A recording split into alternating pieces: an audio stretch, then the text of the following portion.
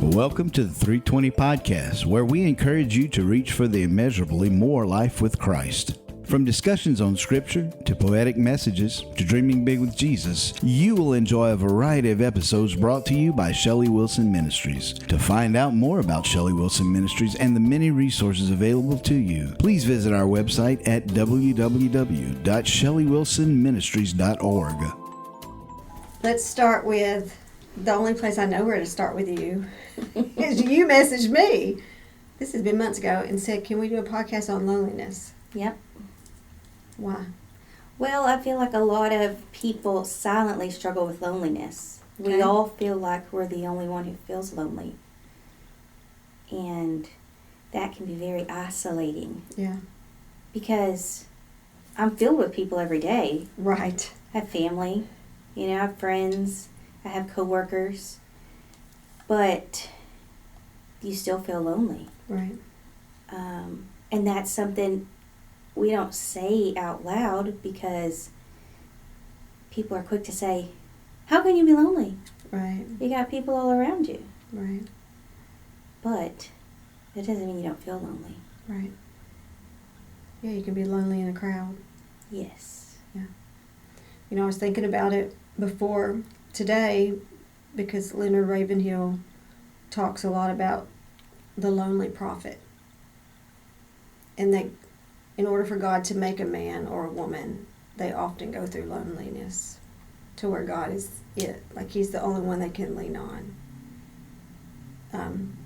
So when I go look at the Word even, you and I have talked about this before.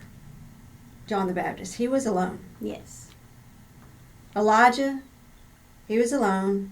Now Elisha came along and served him, but still, most of the time they weren't surrounded by these huge crowds other than when they were ministering to them. You know what I'm saying? Right.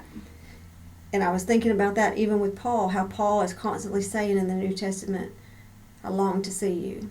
He wanted to go back and see the people, he loved. You could tell he was lonely. Yes. Everybody, all of Asia has left me, he says. And I just recently realized that before Paul started his ministry, after the road on Damascus, it was years before he ever actually started his ministry. Mm-hmm. Years where he was alone. Right. Before he was even... I guess I always thought in my head, he hit the road to Damascus and then he... Instead of the 3-year period. Yeah, he just, like the next day he was like on it. And we don't really know much about that. It's just quiet. We don't know what he did for those 3 years, and it makes me think God took him and maybe he was, alone and that was God's time with him. Right. Yes. Right. So we look at loneliness. Psalm says, I thought I had it on that wall somewhere. I think I do. He sets the lonely in families. There it is. Psalm 68:6. God places the lonely in families. But that's not like our natural family necessarily. That's the family of God, right? Right. Yet God has a way of scattering everybody. Mm-hmm. Like I was thinking the other day, probably some of my closest friends, none of them live here. They're in Texarkana or few live here. Yeah. It's like God scattered them. One's in Virginia, you know what I'm saying? Mm-hmm. Wow. Right. Right, let me read you this. So this is streams in the desert. I knew I remembered this. I had to look it up. John 16:32. Look, a time is coming and has come when you will be scattered, each one to his own home, and I will be left alone. Yet I am not alone because my Father is with me. So this is what they write about. It need not be said that to carry out conviction into action is a costly sacrifice. It may make necessary renunciations and separations, which leave one to feel a strange sense of loneliness.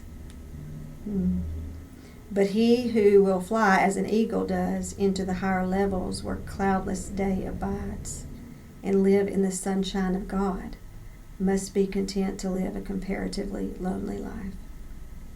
No bird is so solitary as the eagle. Eagles, and I love this part, eagles never fly in flocks, one or at most two, ever are seen at once. But the life that is lived unto God, however, it forfeits human companionships, knows divine fellowship. Well, that's some deep stuff. That is very deep. There you go, hitting me with the deep stuff. No, but I mean, that is so true. You know, I mean,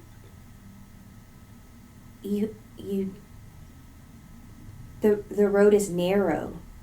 You know, the crowd is going the wide direction, and it makes you feel lonely when you are choosing a different path. Yeah. You know? Yeah. And the loneliness has really, of course, drawn me closer to him because he's the only one who gets it, you know? Right. Yeah. Right. Yeah. No, I found every season, you know, it can be a new group of people that's around or new mentors or whatever, but I've always felt the loss of the old season. Mm-hmm. You know, like the faces who were assigned to that season who aren't assigned to this one. Mm-hmm. You know, I think maybe some of it is our own expectation that's probably not right. Right. Because, you know, we believe in being plugged in, but I still know that there are times God's going to send you on an assignment where it's just you and Him and nobody else. Right. You know? There's where the loneliness comes in. Yeah. You know? But I think it's kind of designed that way, so Agree. only you have that mission, right? Only Right. I have my calling. Right. And it doesn't matter what anybody's calling is. I mean, we all know my calling is very unique. So Yep. funeral industry, not very many people are going to have that calling. Right. But just because mine is such a limited industry doesn't mean somebody who's not a worship leader, Mm-hmm. that can be just as lonely because they're specifically on a mission. They're on a Right. specific mission. Right. And so that isolates you in itself almost. Oh, To absolutely. where you have to just rely on Him. Yeah. To know what your calling is. Mm-hmm. Yeah. I guess that's how I feel so lonely is no one else has been given this mission but me. This calling, right? And it's so specific to me. I can't go talk to my best friend or my, you know, Right. or even co-workers in the same industry because it's so different Right. Right. than their calling Right. even. Right. This is David, Psalm 25:16. Turn to me and be gracious to me, for I am lonely and afflicted. That's the great psalmist, warrior. Mm-hmm. You know what I mean? So I think it's same thing, Psalm 107:7. I lie awake, I am like a lonely sparrow on the housetop. Isn't that wild? Yet I think our expectation is we come into the family of God, and you know we have this church. We'll call it a church family because that's how we were raised talking about it. But we know the family is way bigger than what's in the walls, and we have this expectation of having this close knit thing, and it's not always that case because in order for me to stay on task or you to stay on task, the truth is I can't take everybody. Right. You know, Jan will tell you, I've tried to haul boatloads of people with me. and because I do think the journey's funner with more people. Yeah. But at the end of the day, I have had to come to grips with this is your baby. Yes. And nobody can do it for you or should or will. Right. You know, nobody loves it like you love it. Right. You know what I'm saying? Yep. So therefore, there can be some days I'm down here where I'm like, man, Lord, couldn't you just fill the whole building when there's a ton of people in here at once? Well, it's not really the nature of my calling. Right.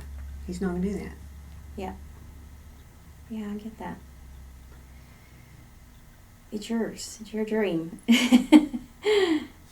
Yeah, and even let's deal with that because sometimes, you know, He gives you the dream, right? We talked about that to make sure it's His dream, not our dream. But there are some aspects of what I do that weren't my dream.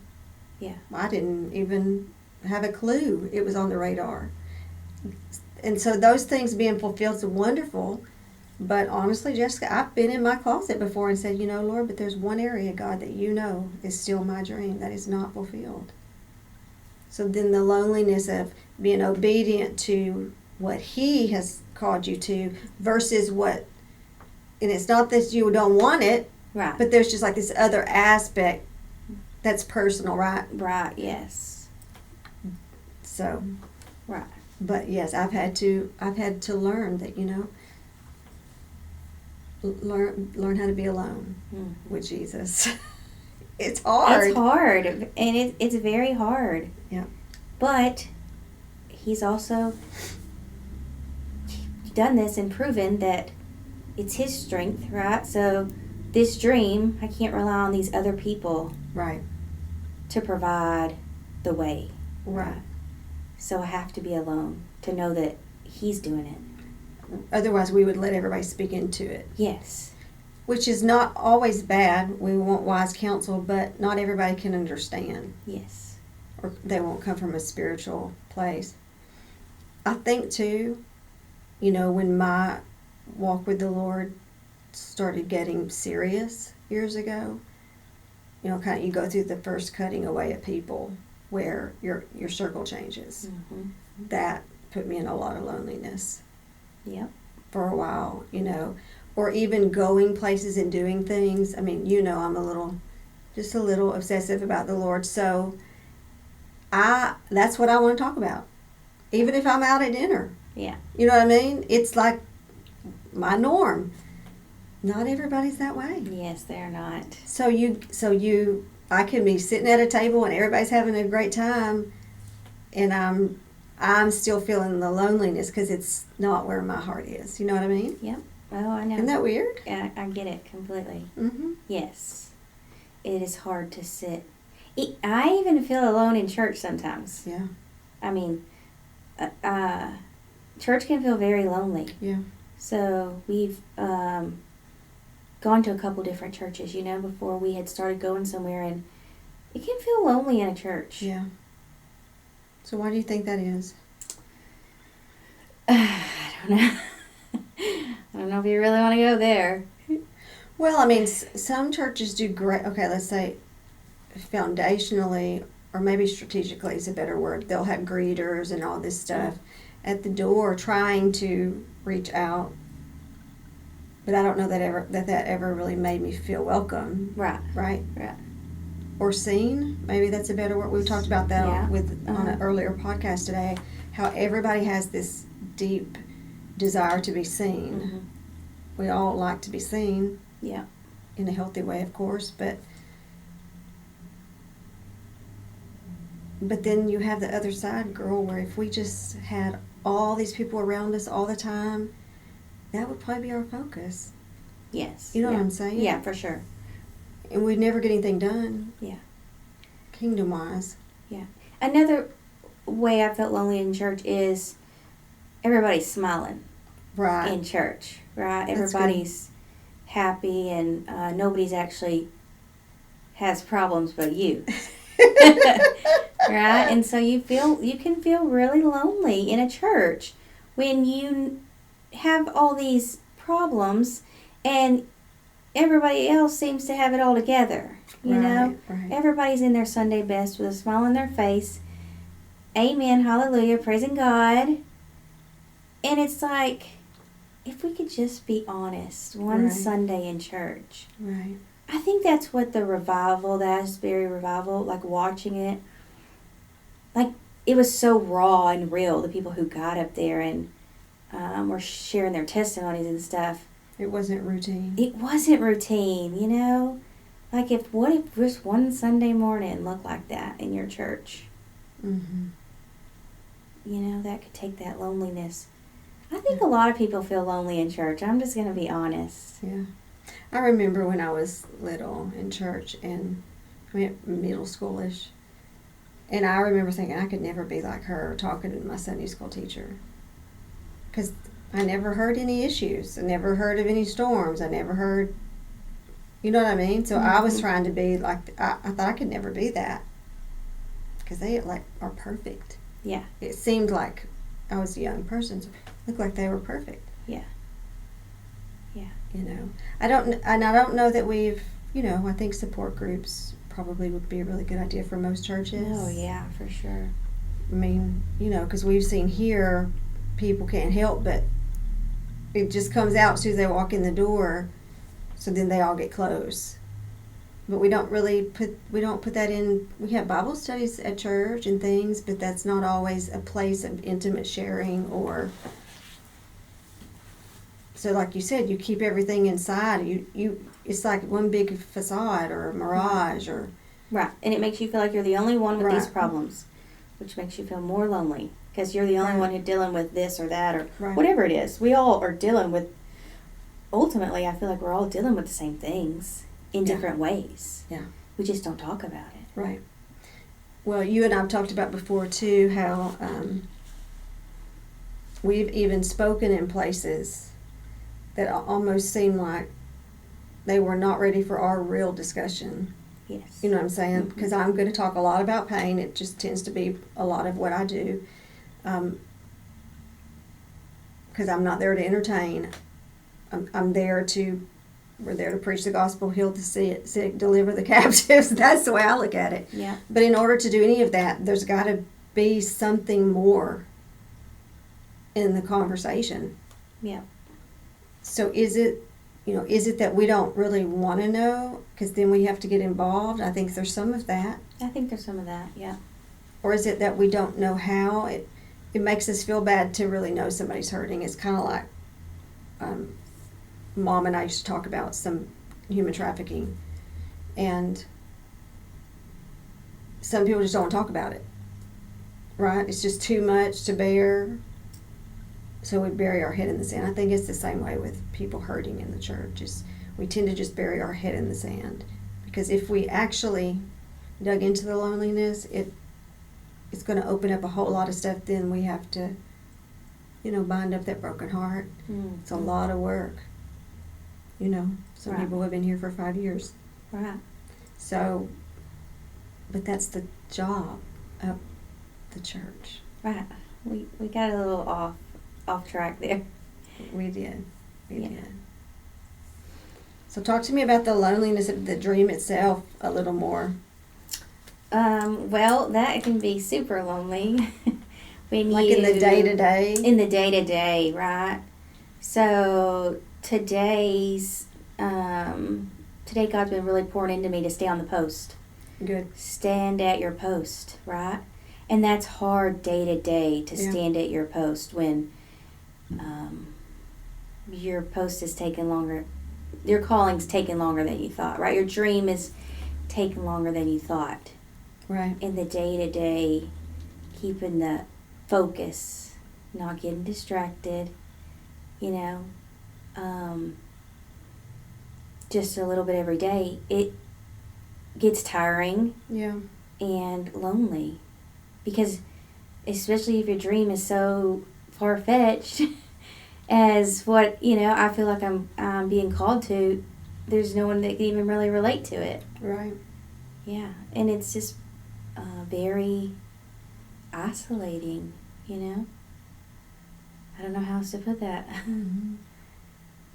I mean, anybody who's had a dream knows it's a lot of work and a lot of determination. Yeah. A lot of endurance. Yes. And it just gets lonely. I mean, because it's your dream, right? Yeah. You can't, nobody else is going to be excited about it as you are or Right. as passionate about it as you are. And you don't even have people to talk to sometimes because Right. God's speaking directly to you, and it's hard to even explain that to other people. Right.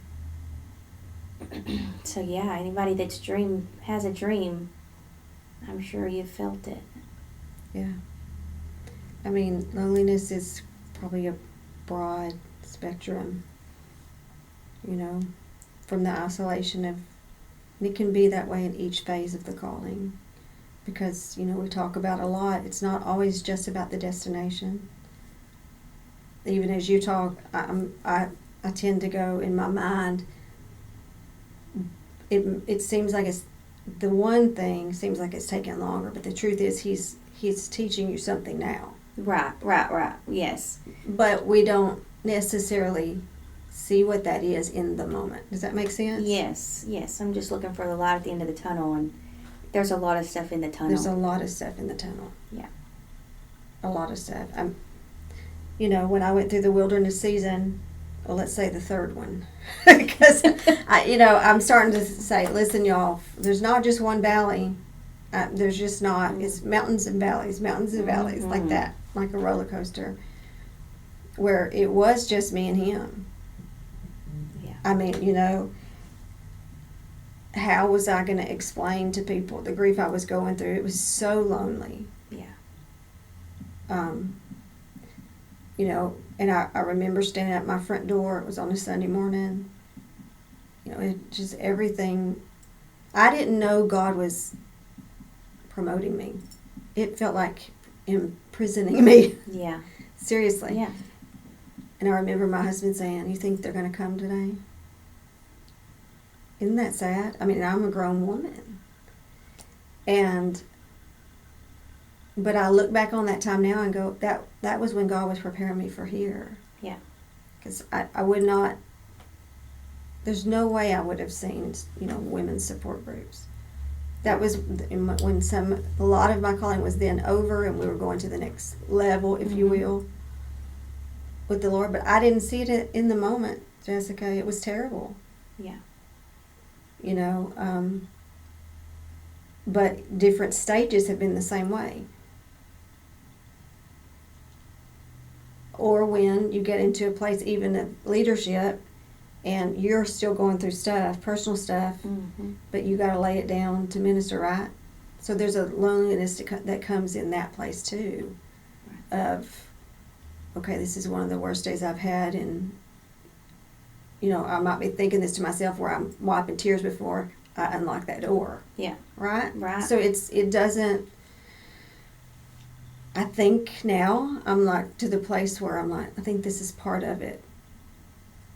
Yeah, I think it's part of it. I mean, I think it's part of his design. I mean, I think it's supposed to be this way.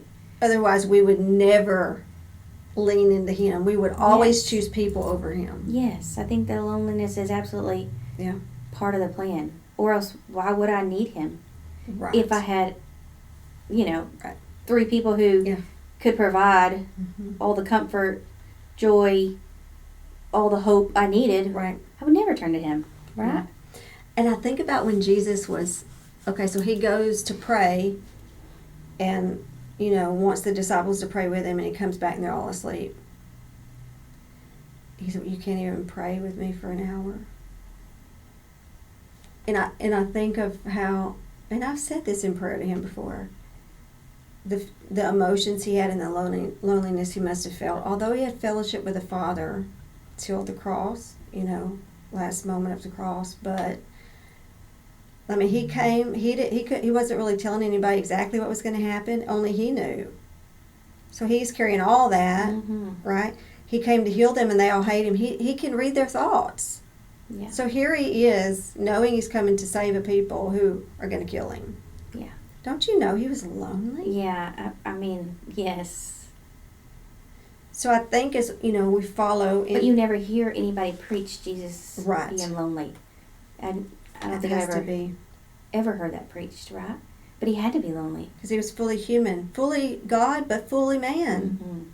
Which he bore the griefs and the sorrows, it says. Well, that tells me he's known every emotion in order to understand us, to be able to say, you're entering into the fellowship of my sufferings. Yeah. So, there have been times I've gone through something or felt something and going, this is where you felt this, Lord. Now I know more about you because I know how that feels, whether it's betrayal or loss or grief.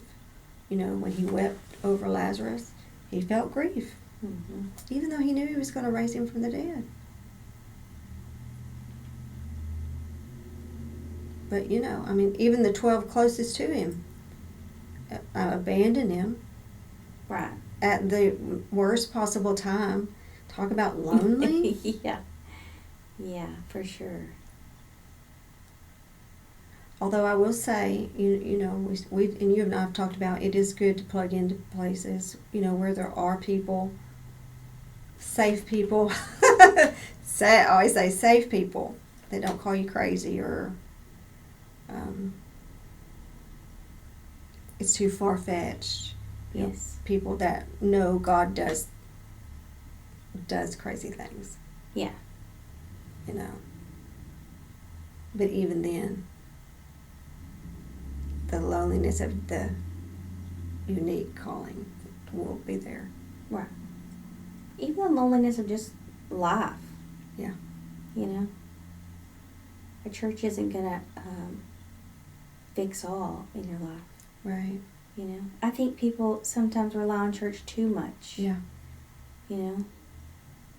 You got to have that one-on-one. You can't just have it Sunday morning. Right. And a lot of people are stuck there. Yeah. Well, that's, for a lot of people, that is their time with God, and that's all. But that doesn't always equate to a relationship. It didn't for me. It doesn't for me. So, Yeah. you know, we probably have a whole lot of lonely people in the pews. Yes. For sure. You know, so it's hard enough when you're with the Lord on a daily basis. But if your only experience with God is on Sundays, where you may or may not actually encounter the Lord, Mm-hmm. I don't know how you make it. I don't either. I mean, the statistics for loneliness these days, even like younger kids now, Right. you know, I mean, I have a 10-year-old, and she always says, you know, I feel alone or sad, or, you know, we talk about that. And she has an only child. But it's not just that. I mean, these kids feel like, I don't remember feeling the way she feels, but they feel so like they're the only one dealing with these issues, because a lot of kids have social media, or they watch things online, right, and everything's perfect. Exactly. And so, I mean, I feel like loneliness is affecting these kids younger and younger now. Right. And you gotta teach them young, you know, Yeah. where their hope comes from, because, I mean, she's already feeling lonely, and she's 10. Right. You know? Yeah. I don't think I had those feelings either back then. No, I don't remember. But we that had at all. interaction more. Now, I mean, you know, mine's 21. His friends are online. Yeah. He hasn't even technically met some of them. Yeah. Right. You know, they're all on team game players, and that I'm always like, you meet people outside, which thankfully he's at college having to meet people, but that's their new normal. Right. That's their normal. Right. We have to. People are so anti-technology. I get it. It has its things, but this is their normal. I mean, it's only going to get more as we go, and so I've never shied away from technology with her, you know. But you also have to teach them, you know, how to cope, because Right.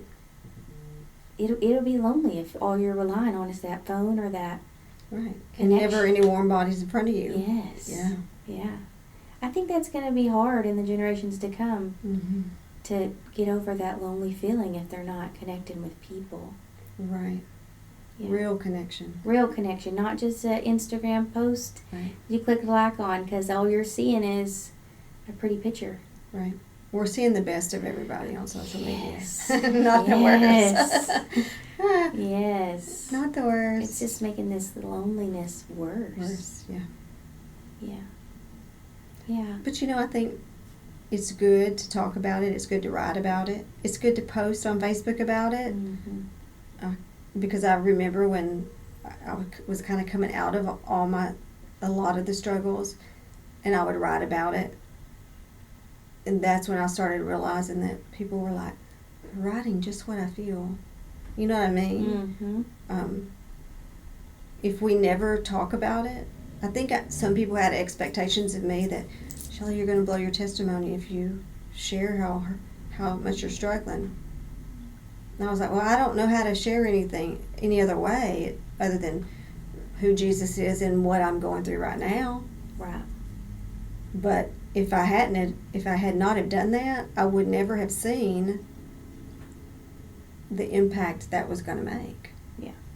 You know? Mm-hmm. I mean, even by us doing this podcast, somebody's going to say, oh my gosh, I'm glad it's not just me. Right. That alone gives the freedom. Yeah. You know, that you don't have to hide. find a safe place where you can actually talk things through. Go to lunch with somebody, you know. Even our generation, though, myself included, I prefer text over phone calls. Right, I do too. Aren't we the same? We so are. we're going in that same direction. Right. So I feel like I'm almost having to be super intentional with relationships. I think that's it. I think on a previous podcast with a friend, I talked about an accountability partner. And I don't mean that like keeping you accountable, but also just someone to vent to, even to just someone, like you said, a safe person that you can once a month get with and talk about it, because you've got to. Otherwise it goes in, it stays in. Yes. Yeah, and it gets more and more isolating. Yeah. Yeah, I think it's very important to have, we said a safe place, but it doesn't have to be a safe place. It just be that safe person. Right. That's right. So. And it only has to be one person. Doesn't have to be multiple people. Yes. Yeah. You know, I think there's almost a hope knowing that that's coming up. You know. Yes. Because we see that here when they know when the group's coming. Mm-hmm. So that we can't wait to get there. Well, that's just so they can undo what's in them, right? To speak the things that they need to speak and hear validation from other people in the room. So, but that one person scheduled, like you said, on a regular basis helps. Mm-hmm. Yeah. Yeah, because, you know, you do the groups here, but there's not groups everywhere. This is very rare. Right. And so even you just have that one person. Yeah. But that still gives you a hopeful thing to look to.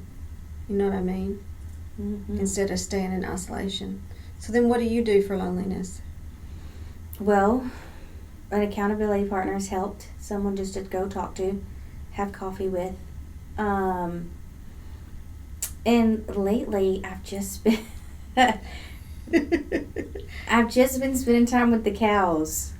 Okay. I know this sounds a little... Is it like your therapy? Yeah, so That's good. We've got, it's baby season, right? So all of our animals are calving. And so, I mean, like, just get out there and just sit in the sun. Mm-hmm. Outdoor therapy has been very good for me. And I'm still alone. Right. With the animals, you know, but just acknowledging, you know, where you are. Yeah. And it's okay to be isolated right where you are. Because he spoke to me more in the lonely season. I feel like this lonely season's lasted about a year. Yeah. So we came out of COVID full force. Yeah. You know, everybody was high stress, high emotion. Right. And then it was almost like we were still isolated by COVID. Mm-hmm. COVID was gone, but it had created such isolations in everybody's lives. We were still living distanced from everybody. Yeah. And I feel like this last year, I felt like I'm still distanced. I've still got that 8-foot distance with everybody. Yeah. You know? I don't know if anybody understands that, but you know, we went to online grocery shopping. We went to online everything. So you're not going to well, I'm still not going to the store. Me either. I still do curbside. Yeah, so it changed a lot. You don't even realize every day. I mean, we're not going out to eat as much. Mm-hmm. You know, we get everything to go. We got used to doing that in COVID. You know, where we've really isolated ourselves. COVID isolated us. And so this last year, with all the COVID stuff gone, we've still been isolated. Yeah. And so I've just learned I've been trying to embrace it more. Mm-hmm. And just enjoy that peaceful, quiet time more. Yeah. And I think it helps, because you said you spend your time with the cows. Like, I'll go into the love letter room. Yeah. Right? So everybody's probably got their thing. Yeah. That's, I guess, the best way to describe it, and sometimes mine can be a movie. Yeah. Where it's no mental effort. You know, it kind of lets me, especially if the loneliness is coming from dream stuff or ministry stuff, or I need to like get my mind on something else. Right. You know what I mean? Right. It's not that the loneliness isn't still kind of there, but it at least almost gives me relief. Yes, I have to calm the voices. Yeah. My lonely comes with a lot of voices. Mm-hmm. Like, you're not enough. You're lonely because, it's your fault, right? All these voices, all these things, right? Yeah. And so mine is a heavy. And so whenever I go outside in nature, whether I'm going for a walk Right. or, just out in the pasture, whatever I'm doing, Right. it's like a purposeful, take a big deep breath, let the sun shine on you. Mm-hmm. You're not alone. Right. You're alone. You're alone in this moment, but But you're not alone. Right. He's everywhere. He's everywhere. So everywhere your eye touches, you Yeah. know you're look not. at the trees. Yeah. Look at the grass. Look at the flowers. I mean, especially right now, it's springtime. Mm-hmm. Outdoor therapy has been really good for me this spring. Yeah. Get outside and don't be lonely indoors. Right. Yeah, that's a lot worse. And being outside, I walk in that cemetery still when I'm able. And it can be the littlest of things. Just the wind I can ask the Lord a question and the wind starts to blow. And I'm like, look at Jesus. Mm-hmm. He's giving me an answer. Seriously. Yeah. No, I agree. Things that you just don't always think about. Yeah. Outside tends to come to your mind more. Mm-hmm. The scriptures or the nature of God or how creative he was making everything. You can almost feel his delight Yes. when you're outside with him, Yes. For sure. So the bad news is I don't think loneliness is going away. Oh, no, I don't think it's gone away. The good news is there's somewhat of a remedy. Yes, there is a remedy. And you have to just learn to embrace it this season, right? You're not always going to feel alone all the time, but I don't think the loneliness will ever go away, depending on where you're at on your mountain or valley. Yeah. And you know what else I wonder? Because he put he said eternity in our hearts. Mm-hmm. I don't know that some of that is not just that drawing. It's that to longing. home. Yeah. Yeah. And we don't understand it, know how to put words to it. Best we can say is it's loneliness. I know it won't be there when we go home. We will be fully seen. We are not going to feel any loneliness, isolation, or anything. Yeah. We don't even know how do you even put words to what we'll feel. It'll be perfection. Right. But here, I think that is part of it. It's that inner, the very thing he put in us, that void that only he can fill. Yeah. Yeah. And like you said, if we didn't have loneliness and we had people all the time, every day, and they filled us, then we've left him no room to fill us. Right. Because a lot of people do that, right? Yeah. The people are their band-aids, or people are even how they cope with their own pain. Right. Or things. Yeah. Yeah. Yeah. Yeah, you got to clear out some space and Yeah. leave some lonely spots, I think, Right. for him to feel. Mm-hmm. And then I always, that's probably why I put that scripture in here, to remind myself, God places the lonely in families. There's seasons where he has certain people assigned to you. For sure. So, anything else, ma'am, you want to add to loneliness? It was a Bible verse I read this morning that I just thought of.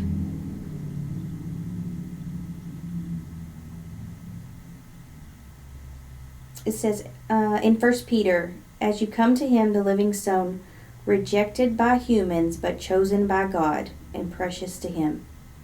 Mm-hmm. I mean, I think we often feel lonely because we are going to be rejected.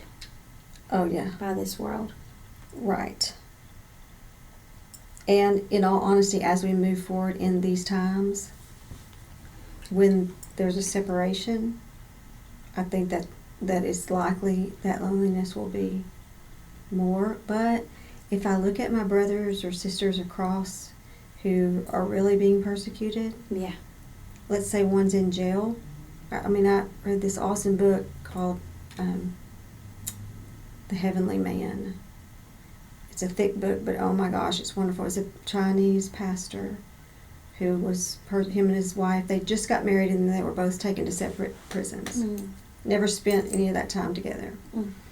And he was thrown in jail, bones broken and everything, and he tells just the story of the fellowship he had with Jesus in the prison. Wow.